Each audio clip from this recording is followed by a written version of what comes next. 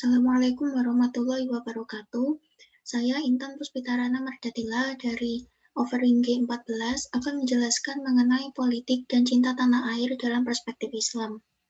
Sebelum memasuki materi, ada baiknya apabila kita mengetahui kompetensi dasar dari materi ini.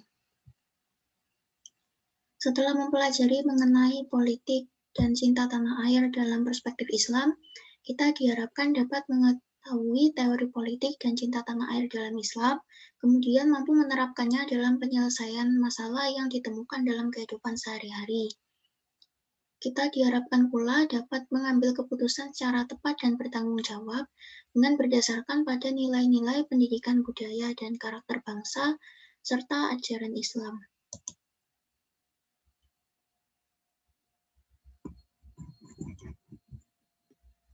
Materi mengenai cinta tanah air dan politik dalam perspektif Islam dibagi menjadi beberapa subbab, yaitu politik dalam perspektif Islam, variasi pandangan umat Islam dalam melihat relasi antara Islam dengan negara, institusi khilafah dalam tradisi politik Islam, serta cinta tanah air menurut Islam. Dalam perspektif Islam, politik dikenal juga sebagai siyasah syariah yang berarti pengaturan urusan pemerintahan kaum muslimin secara menyeluruh dengan cara mewujudkan kemaslahatan dan mencegah terjadinya kerusakan melalui aturan-aturan yang ditetapkan. Apabila permasalahan yang dihadapi belum diatur penyelesaiannya dalam Al-Quran maupun hadis secara eksplisit, maka kita dapat menggunakan ijtihad dengan cara merujuk pada pendapat para imam mujtahid.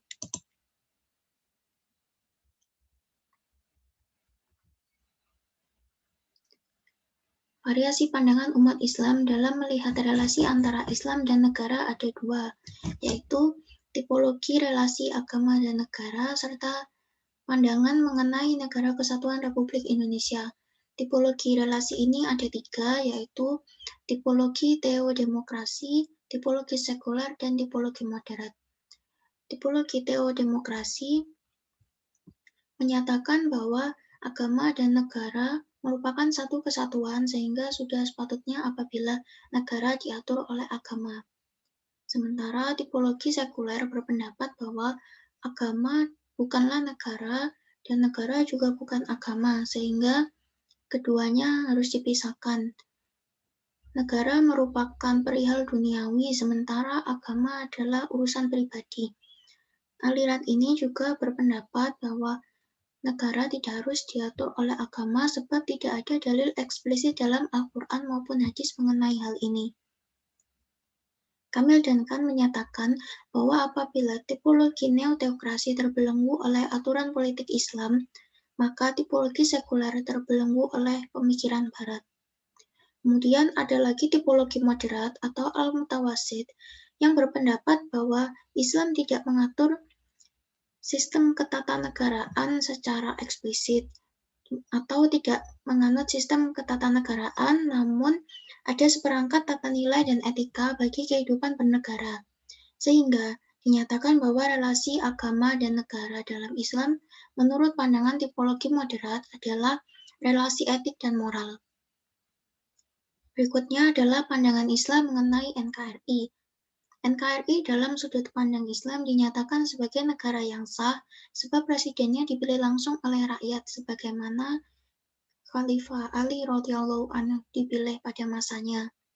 Kemudian keabsahan kedaulatan NKRI juga dapat dilihat dari tujuan negara itu sendiri, yaitu untuk memenuhi kesejahteraan dan kemaslahatan umum yang juga merupakan bagian dari tujuan-tujuan syar'i.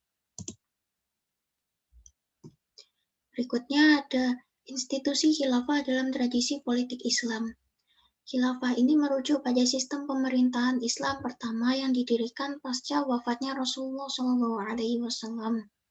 Pemimpin dalam sistem khilafah disebut sebagai khalifah. Berdasarkan fakta historis, tampak bahwa tidak ada aturan baku dalam pemilihan pemimpin dalam Islam kecuali aturan untuk musyawarah dan mufakat. Akan tetapi, prosedur pemilihan pemimpin ini dapat berubah seiring dengan perkembangan dan kebutuhan zaman.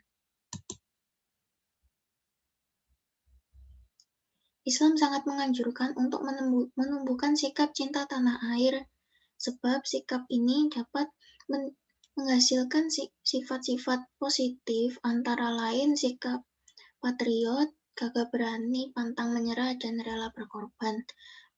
Perwujudan sifat patriotisme dapat diwujudkan dengan cara menegakkan hukum dan kebenaran, memberantas kebodohan, dan lain sebagainya. Semangat cinta tanah air ini dapat dimulai dari kehidupan sehari-hari, misalnya dengan cara tidak menyontek saat ujian atau dengan melaksanakan sholat 5 waktu. Kesimpulannya, dalam pandangan Islam, politik dan cinta tanah air adalah hal yang harus dipahami umat Muslim agar hidupnya lebih berkah. Sebab sikap ini akan menimbulkan tegaknya keadilan apabila banyak masyarakat yang menerapkannya. Apabila keadilan sudah ditegakkan, maka akan hadir ketenangan dan keberkahan dalam hidup. Demikian penjelasan saya mengenai materi cinta tanah air dan politik dalam perspektif Islam. Mohon maaf apabila ada kesalahan. Wassalamualaikum warahmatullahi wabarakatuh.